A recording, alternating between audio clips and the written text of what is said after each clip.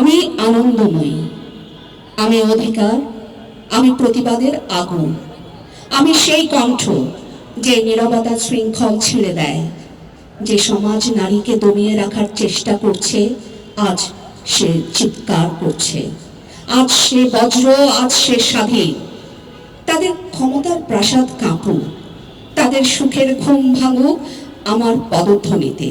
যুবক শিক্ষকগণ করিডোর প্রান্তে দাঁড়াতেন স্মিত মুখে।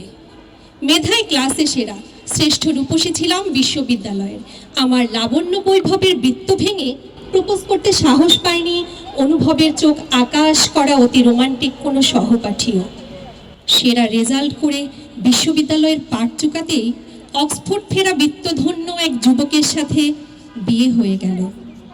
বিয়ের রাতেই আমি সোমা আহমেদ হয়ে গেলাম। ঘোর কাটতেই টের পেলাম আমি এক বৃত্তগর্বী মালিকের আলিশান বাড়িতে বিলিতি কুকুর, পালিত হরিণ আর দামি আসবাবের সাথে বৌছি খেলার বউবন্দি হয়ে গেছি। মানুষ হিসেবে নিজস্ব সত্তা, ব্যক্তিগত স্বতন্ত্রতা আর বিশ্ববিদ্যালয়ের উচ্চশিক্ষা অপরাধ পর্যায়ে অপ্রয়োজনীয়।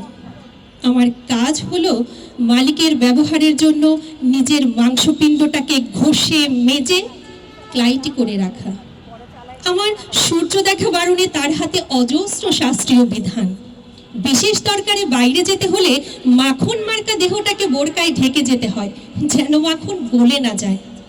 শাস্ত্রীয় চুক্তি মতে আমি তার ফসলের ক্ষেত এবং যখন যেভাবে খুশি আমাকে ব্যবহার করার তার নিদারুণ অধিকার। গণিকার আমার মধ্যে তফাৎ একটাই, গণিকার রুচি বদলাবার অধিকার আছে আর আমার নেই।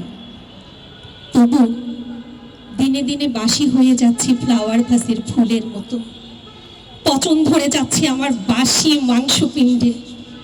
তাই তো রুচি বদলাতে ঘন ঘন ব্যাংকক, সিঙ্গাপুর, দুবাই আসা যাওয়া করছে আমার মালিক।